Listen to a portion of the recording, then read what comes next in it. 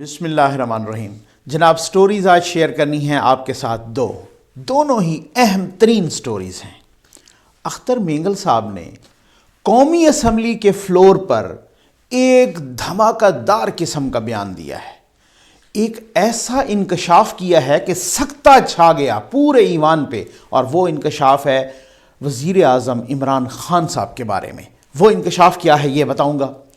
دوسرا یہ بتاؤں گا کہ عمران خان صاحب نے اور شاہد افریدی صاحب نے اپنی بکس میں کیا کیا ریڈ لائنز کراس کیں، کیا کیا لکھا، کیا وہ ان کے لکھے یا بیانات نواز شریف صاحب کے بیانات کے ساتھ کمپیئر کر کے پھر آپ خود فیصلہ کیجیے گا سخت باتیں کس نے کہیں، سخت بیانیہ کس کا ہے۔ بہت ہی اہم ویڈیو، میں کہتا ہوں آپ اس کا ایک لفظ تک مس نہیں کر سکتے۔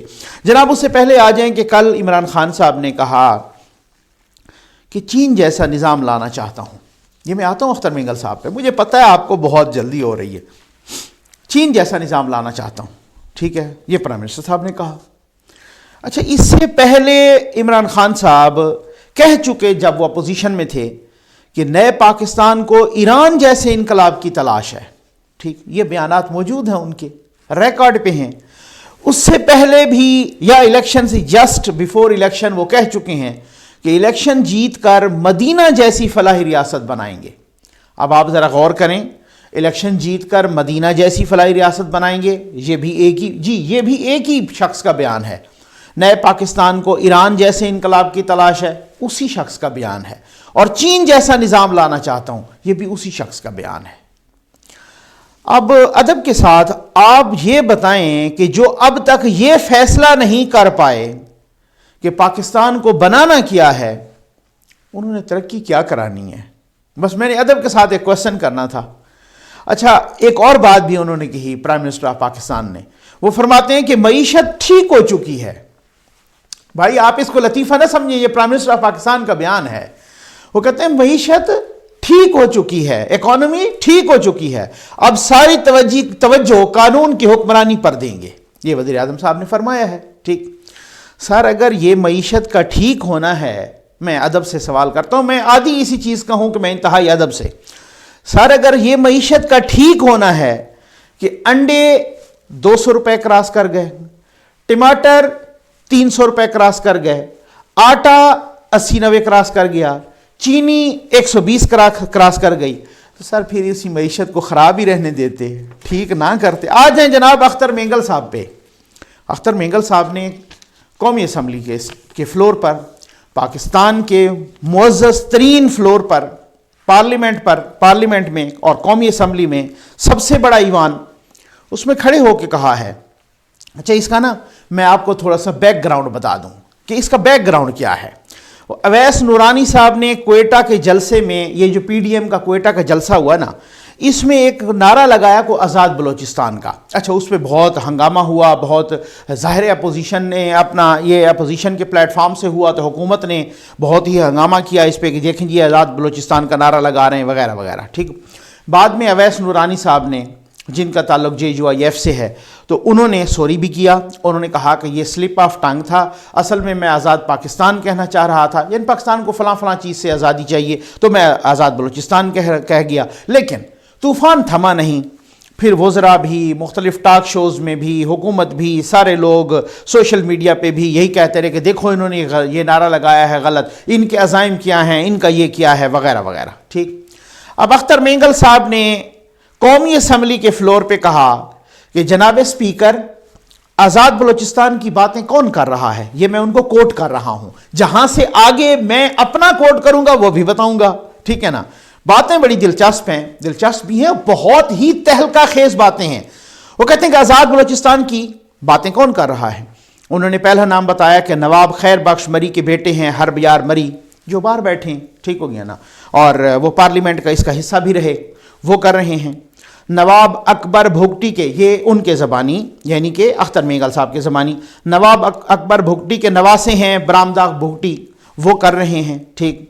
ڈاکٹر اللہ نظر ہیں، وہ کہتے ہیں کہ ویل کوالیفائڈ ڈاکٹر ہیں لیکن آپ نے اس کو بھی سٹیج پہ پہنچا دیا، وہ کر رہے ہیں آزاد بلوچستان کی۔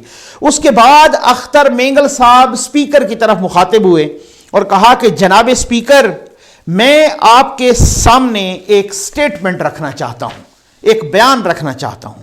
اور انہیں بتایا کہ حرب یار مری جب لندن کی عدالتوں میں پھنسے، جب ان پر کیس چل رہا تھا دہشت گردی کا اور ہتھیار اٹھانے کا، اکسانے کا بلوچستان کے، آزاد بلوچستان کے لیے، جب لندن کی عدالتوں میں ان پر کیس چل رہا تھا، تو ایک پاکستان سے ویڈیو لنک پہ ایک وٹنس اپیئر ہوا، ایک گواہ اپیئر ہوا، ایک گواہ آیا سامنے. اس نے ویڈیو لنک کے ذریعے حرب یار مری، وہی حرب یار مری جو آزاد بلوچستان کا نعرہ لگا رہا تھا، جو بلوچستان کے ان بیٹوں کو ہتھیار دے رہا تھا، جو بلوچستان کی آزادی کے نعرے لگا رہا تھا، جو بلوچستان میں حکومت پاکستان کے مطابق دہشت گردی کروا رہا تھا، جو ہتھیار اٹھا رہا تھا، اسی حرب یار مری کے حق میں ویڈیو لنک پر ایک شخص نے لندن کی عدالت میں گواہی دی کہ وہ بے گناہ ہے، اگر میں بھی اس کی جگہ ہوتا تو ایسا کرتا. اس کے بعد اختر مینگل صاحب نے جناب اسپیکر سے پوچھا کہ جناب اسپیکر، آپ کو معلوم ہے کہ یہ شخص کون تھا جس نے حرب یار مری کے حق میں گواہی دی تھی ویڈیو لنک پر اسلام آباد سے لندن کی عدالت میں؟ معلوم ہے. خاموشی تھی ایوان میں. اختر مینگل صاحب نے کہا کہ وہ شخص پاکستان کا موجودہ وزیر اعظم عمران خان تھا. ٹھیک ہے، اب ایک سکتہ بھی چھا گیا، اب ایک کلیپنگ بھی ہوئی. سٹیٹمنٹ کہتے ہیں کہ یہ سٹیٹمنٹ جنوری 2009 میں دیا گیا. یہ سٹیٹمنٹ وہ اختر مینگل صاحب نے کہا کہ یہ سٹیٹمنٹ اگر چاہیے تو میں ایوان کے ریکارڈ کے لیے بھی دے سکتا ہوں. ویسے یہ بہت لمبا سٹیٹمنٹ ہے. جی ہاں، اب میں یہاں سے آنورڈ میں بتانا چاہ رہا ہوں. جناب یہ حرب یار مری صاحب تھے اور دوسرے صاحب تھے فیض بلوچ صاحب. ان دو پر لندن کی عدالتوں میں کیس چل رہا تھا، یہ ادھر عدالتوں میں پھنسے. ٹھیک ہے نا. تو آج جو بلوچستان کی آزادی کی بات کرتے ہیں نا، یہ عمران خان صاحب نے ویڈیو لنک کے ذریعے اسلام آباد میں کھڑے ہو کر لندن کی عدالت میں اپنا سٹیٹمنٹ ریکارڈ کروایا تھا. میں کچھ اخبارات کا حوالہ بھی دینا چاہ رہا ہوں. کہتے ہیں کہ آج جو بلوچستان کی آزادی کی بات کرتے ہیں یہ ان مظالم کا نتیجہ ہے. اگر میں بھی ان کی جگہ ہوتا تو میں بھی یہی کرتا. اسلام آباد سے ویڈیو لنک کے ذریعے جناب عزت مآب عمران خان صاحب نے کہا تھا. اب اختر مینگل صاحب نے ایک اور بات کہی. کہتے ہیں کہ احمد نورانی نے تو کہا ہے، اویس نورانی صاحب نے تو کہا ہے کہ یہ سلپ آف ٹنگ تھا. لیکن پھر بھی اس کے باوجود اگر ان کی سزا بنتی ہے تو ان کو سزا دیجئے، لیکن کچھ سزا تو پھر وزیر اعظم کی بھی بنتی ہے. انہوں نے تو خود سٹیٹمنٹ دیا تھا لندن کی عدالت میں. جناب اس وقت لندن کے اخبارات نے، میں ایک اخبار کو کوٹ کر رہا ہوں، ٹھیک ہو گیا، اس کا لنک میرے پاس موجود ہے، اس کا سب کچھ میرے پاس موجود ہے، اس اخبار کو میں کوٹ کر رہا ہوں. وہ اخبار لکھتا ہے، لندن کا اخبار ہے، ٹھیک ہو گیا نا، اور وہ لکھتے express.co.uk. چلے میں بتا ہی دیتا ہوں، ٹھیک ہو گیا نا. وہ کہتا ہے کہ عمران خان صاحب کے بارے میں لکھتا ہے کہ he told the court، ذرا سنیے گا he told the court he would have been willing to use violence against the Pakistan government if he had been from the country's poorest province of Balochistan.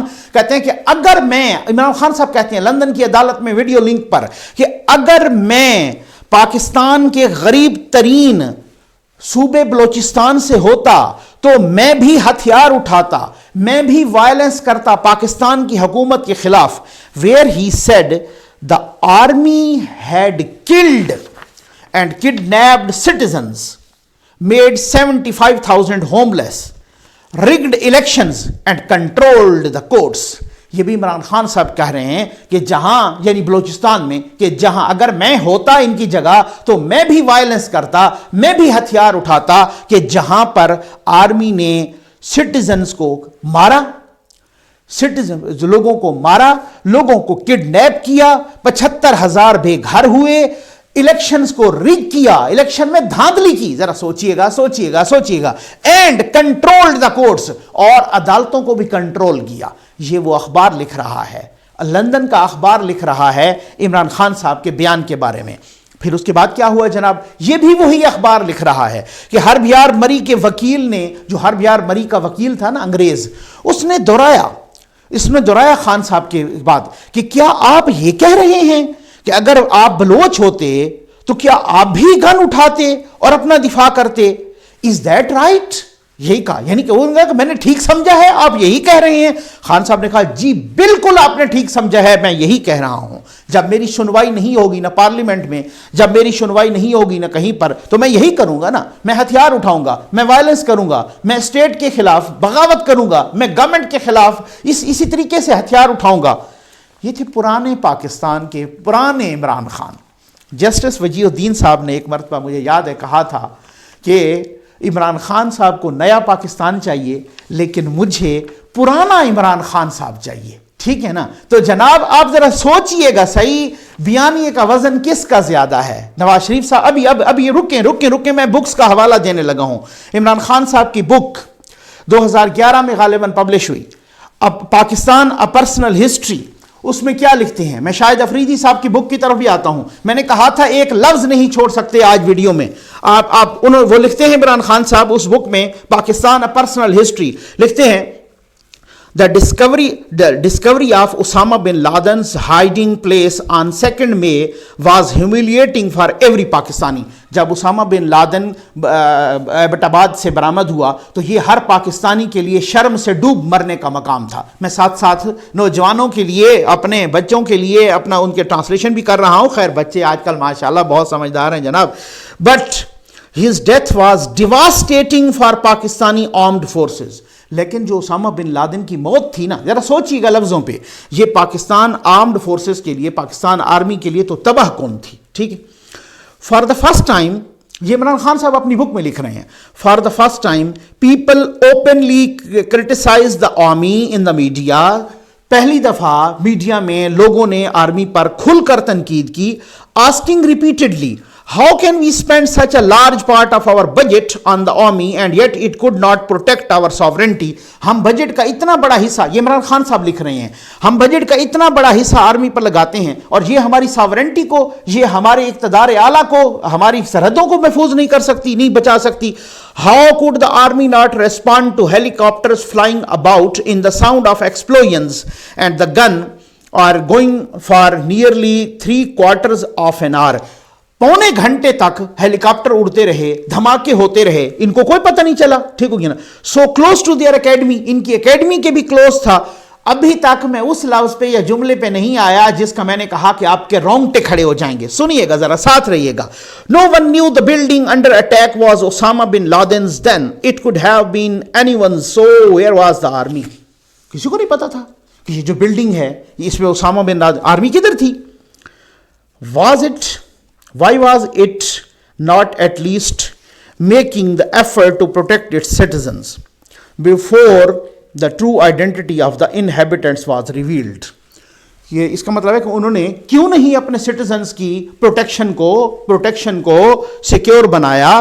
اب آ جائیں اس جملے پر کہ جو جملہ آپ کے رونگٹے کھڑے کر دے گا، جو کہتے ہیں نا کہ نواز شریف نے یہ کہا، انہوں نے یہ کہا۔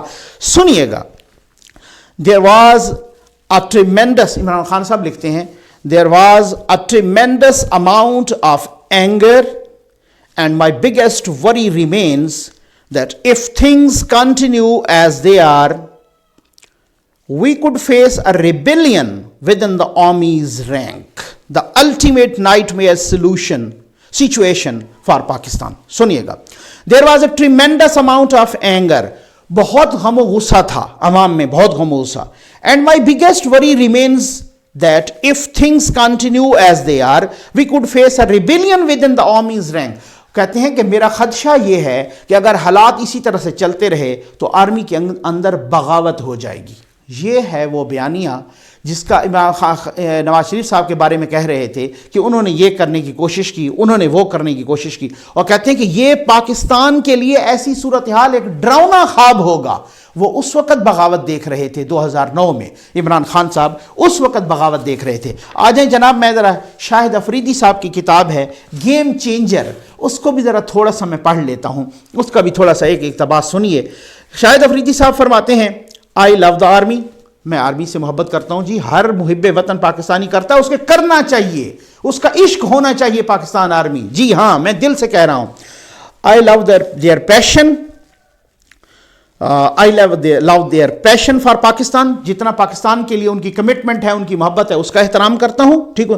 Nobody loves Pakistan like soldiers do, कोई पाकिस्तान से इतना ज्यादा मोहब्बत नहीं करता जितना सोल्जर करता है, ठीक हो गया ना, जितना सोल्जर करते हैं, जितने हमारे जवान करते हैं। दे lay their lives down for Pakistan and don't talk about it, जिंदगी दे देते हैं, जतलाते फिर भी नहीं है, ठीक हो गया ना।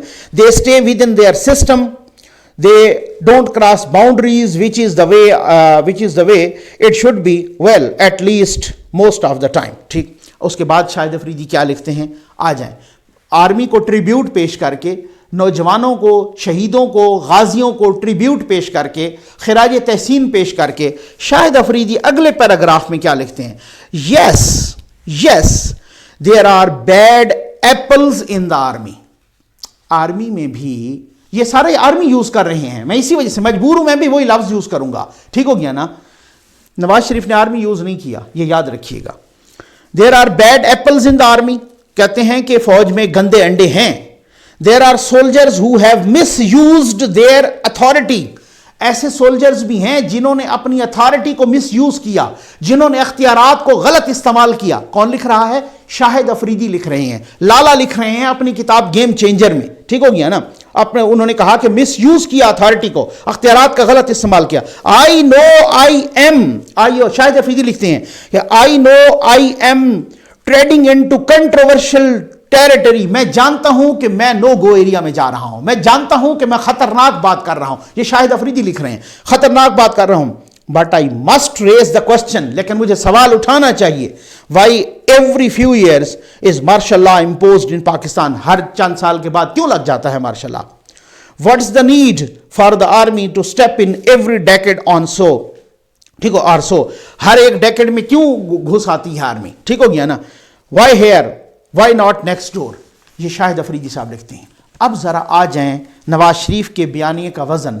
मैं आपको बोलता हूं ना, यही बात है, जब आप शीशे के घरों में हों तो पत्थर ना मारें, फिर बहुत सारी चीजें कुरेदी जाएंगी, फिर वो आपके स्टेटमेंट निकालेंगे, फिर वो आपकी बुक्स निकालेंगे, फिर यही असेंबली के फ्लोर पे खड़े होकर यही होगा। या तो होता ना, सर मुझे एहतराम है कि आपने करप्शन के खिलाफ आपने बयानिया बनाया, जरा सुनिएगा, आपने बयानिया बनाया, बहुत एहतराम है और मुझे उसकी रिस्पेक्ट है, आपने बहुत अच्छा किया, लेकिन आपके दाएं बाएं आगे पीछे स्कैंडल निकल आए। नवाज शरीफ के स्कैंडल निकले करप्शन के पीपल्स पार्टी के दौर में, पीपल्स पार्टी के स्कैंडल निकले नवाज शरीफ के दौर में, आपके हुकूमत के लोगों के वजीरों के स्कैंडल आपके अपने दौर में निकल आए। ये है ये। या तो होता ना करप्शन में आपकी अपनी फुटिंग इतनी स्ट्रांग होती, आप इतने जबरदस्त अंदाज में खड़े होते कि आप कहते मेरे दाएं बाएं आगे पीछे कोई करप्ट नहीं है, ठीक हो गया ना, तो फिर तो सही है, फिर तो कोई मसला नहीं। कोई बाहर बैठा, कोई अंदर बैठा, कोई चीनी का स्कैंडल, कोई आटे का स्कैंडल, कोई दवाइयों का स्कैंडल, कोई किसी का स्कैंडल, स्कैंडल सारे आ रहे हैं ना।